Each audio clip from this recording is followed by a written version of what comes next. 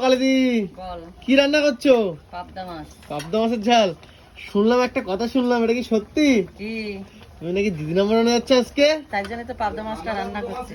ও আচ্ছা, কালিদি আজকে দিদি নাম্বার আনতে যাচ্ছে। ও কালিদি, হঠাৎই কি ব্যাপার? একদম হঠাৎ করে কালকে আমরা এক জায়গায় গেছিলাম, আর ফোন করে বলেন অনেক রকম ব্যাপার আছে, আমি ইয়ে করলাম, হ্যাঁ। সেসব সমাধান তো হলো না। হুম। তো আমি বললাম যে বারণ করে যে না যাবো না। তা হ্যাঁ।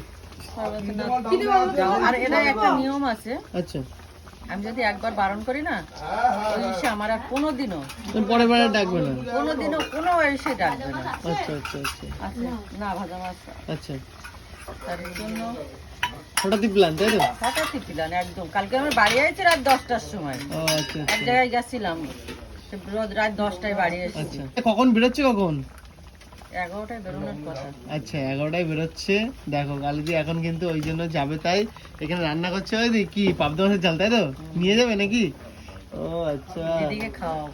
ও কি দিদিকে কি নিয়ে খাওয়া- যাচ্ছ দিদির জন্য? পাবদা, কাতলা আর মটন। আচ্ছা পাবদা, কাতলা আর মটন। আচ্ছা,